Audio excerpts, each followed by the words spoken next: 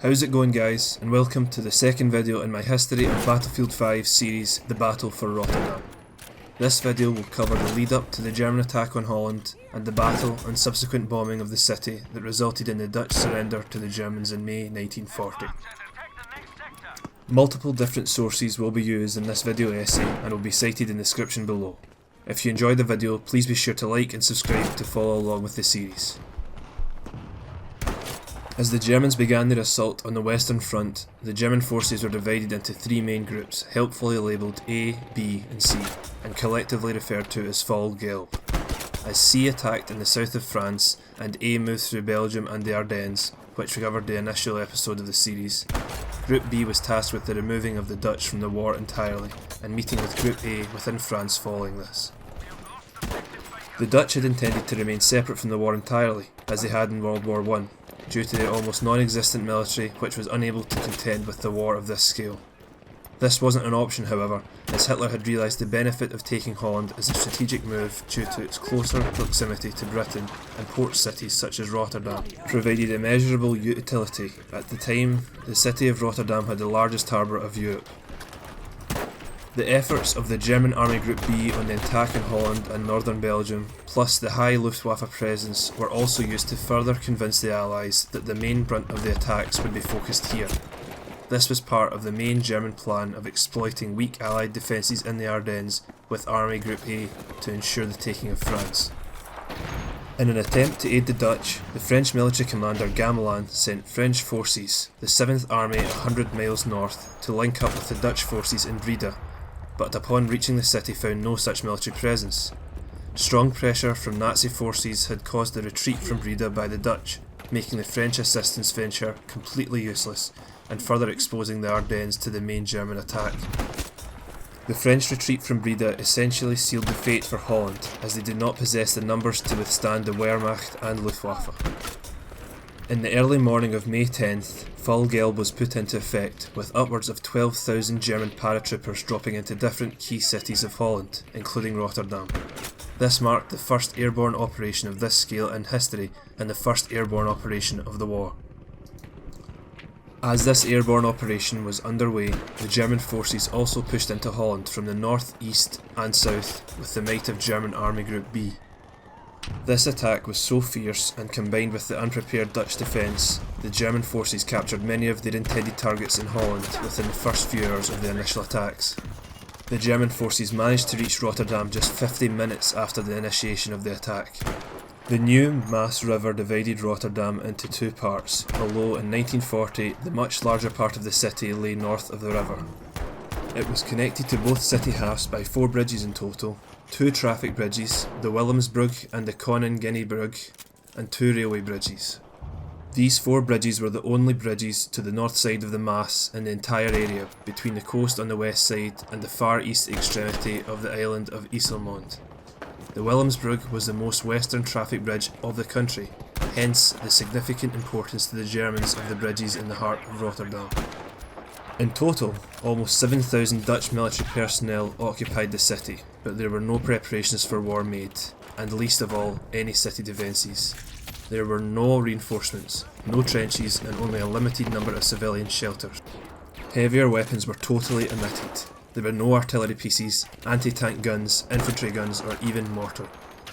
Matters only get worse when a closer look is taken at the 7,000 military personnel located within the city, as only 900 of the men were actual combatants, consisting of 450 Marines and 450 trained infantrymen. An additional 150 partially trained infantrymen supplemented this force and was mainly made up of new recruits that had not finalised any sort of military training. The remaining 6,000 men at best had only received minimal basic weapon training, with the vast majority having experienced no combat training at all. The failure of Gamelin's French Breda variant attempt to link up with the Dutch forces appears even more disastrous when the combat training of men responsible for Holland's defences are considered. Contrary to Battlefield 5, there were no British or French Allied troops in the combat at Rotterdam.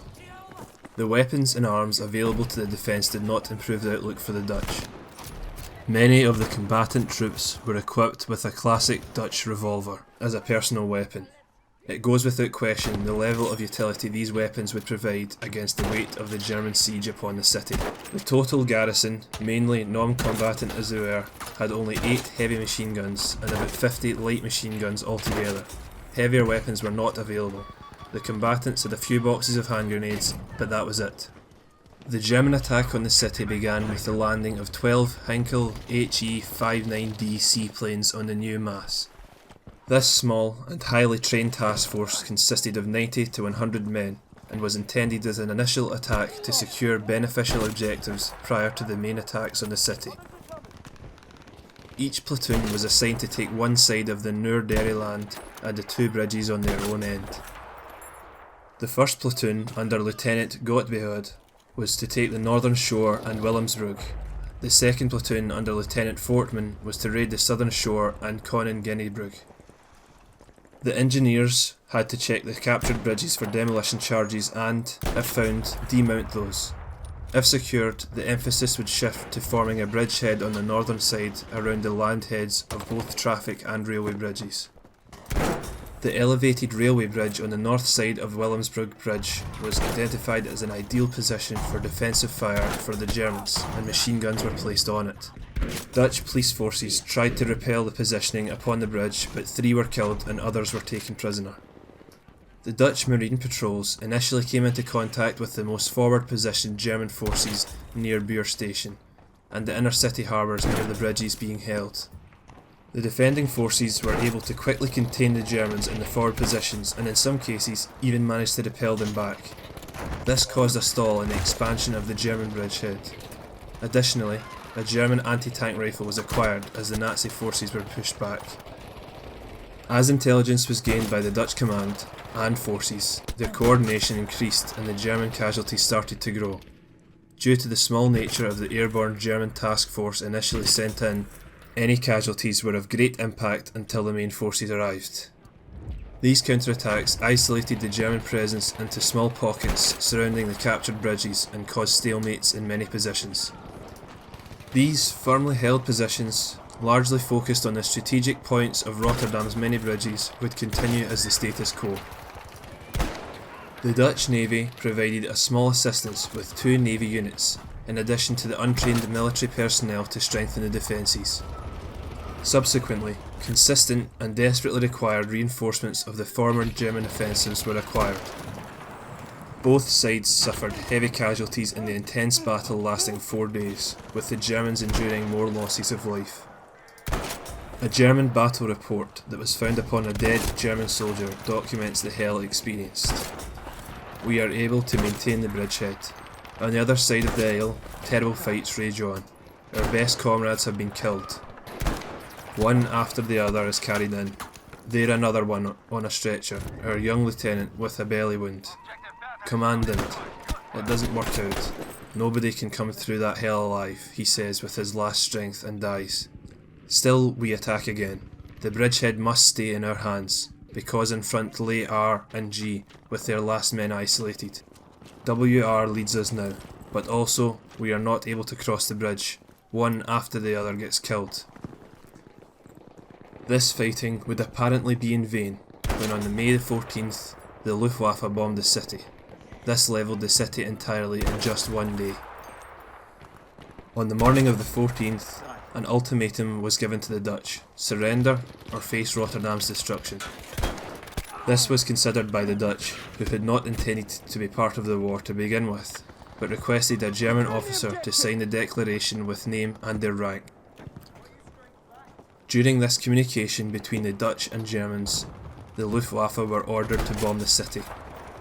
The death toll was not as high as one might initially believe when the decimation of a major city is considered. The Dutch government initially announced a death toll of around 30,000 civilians, but this was later found to be incorrect, with around 1,000 people killed in the devastation, and 85,000 homes being destroyed. The Germans used red flares to prevent friendly fire as the first group of 27 bombers arrived at the city from the south. 3 of the planes dropped their payloads as the destruction of the city began. The other 24 planes manoeuvred west upon seeing the red smoke of the friendly flares.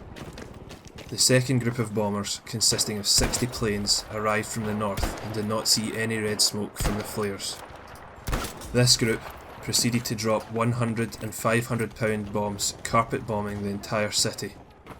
The total attack lasted 15 minutes. Only a few buildings survived the destruction. These included 2 of the buildings found on the Rotterdam and devastation maps.